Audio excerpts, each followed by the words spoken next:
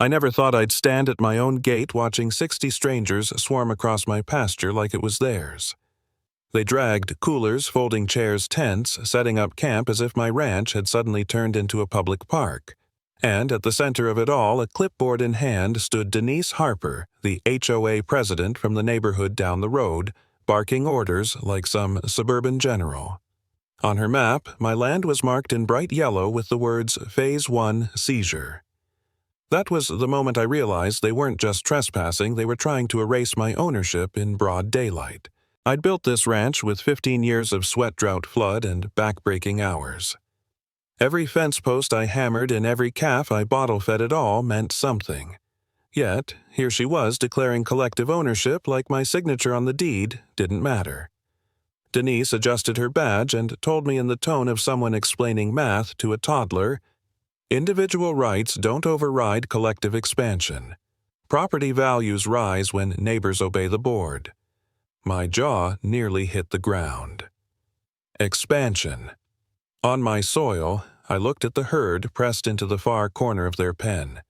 Eyes wide from the noise and dust, and my blood boiled. Still, I tried reason. "This is my land," I said, voice shaking. She barely looked at me. Then came the music. Portable speakers thumped across the pasture while kids ran near feed troughs, muddy shoes carrying who knows what kind of bacteria. I thought about my calves' weak immune systems, one infection away from disaster, and my patience snapped. If they thought they could use my property without permission, they weren't going to use my electricity too. I marched to the breaker box and flipped the switches. Instant silence. The murmurs that spread through the crowd were the first cracks in Denise's perfect show. "You can't do that," she snapped, fury breaking through her polite facade. "This is an official neighborhood event. On my land with my power without my permission, watch me," I said. And for the first time, a few faces in the crowd started looking uneasy. But Denise wasn't finished. She shifted gears, pulling out her phone, setting up a tripod, announcing, "We're live online. Look at these cheerful families. This is cooperation."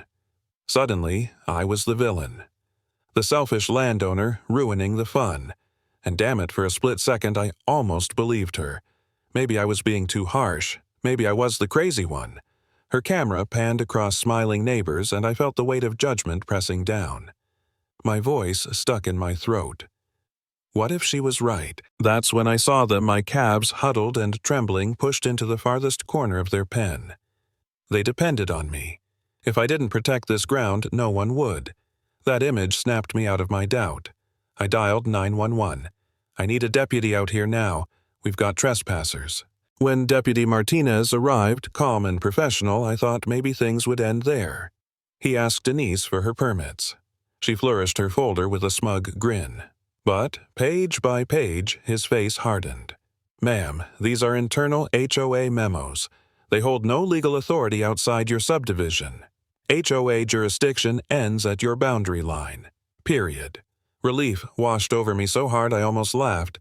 Finally, someone said it plain. Families started packing up, whispering about lawsuits, liability, trespassing.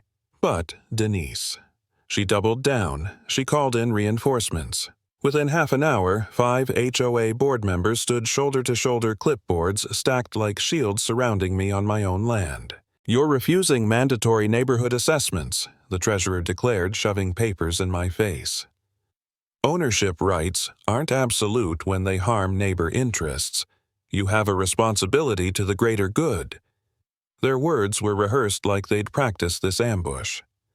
My pulse pounded. 5 against 1 papers waving inches from my nose, blocking my path to my own porch. It felt less like neighborly discussion and more like bullying with adult consequences. For a moment, I felt crushed. Maybe they could outlast me.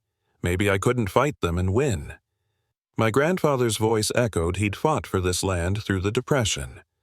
Would I be the one to lose it? Then I saw it. Sarah Williams, the board secretary, shifting nervously, eyes darting like she wanted to melt into the ground.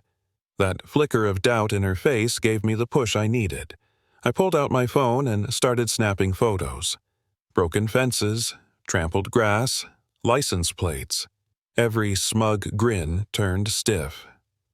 "This is just association dialogue," one stammered, but the cameras told a different story. And then came Salvation County Inspector Ellen Brooks.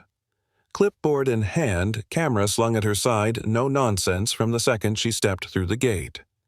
"I'm here to assess livestock health violations, not mediate disputes," she said flatly.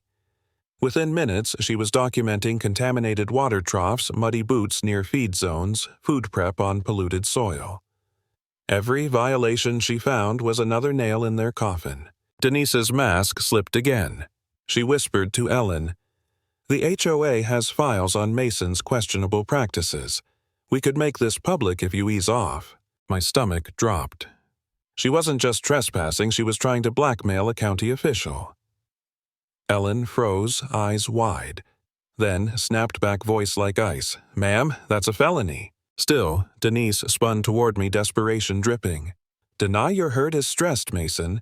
No one will believe you. We'll bury your reputation." Neighbors gasped. Phones came out. The more she spoke, the more she hung herself. When threats failed, the meltdown began.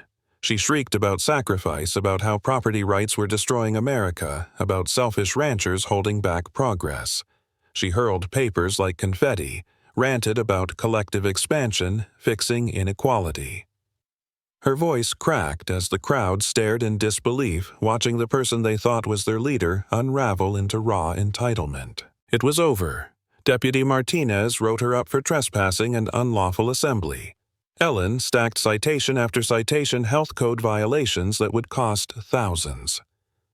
Sarah finally stepped forward, shaking, and showed Ellen months of board chat logs, ranch acquisition timeline. Detailed steps about seizing my land, exploiting my finances, documenting owner hostility. A 6-month conspiracy laid bare. Denise's support evaporated.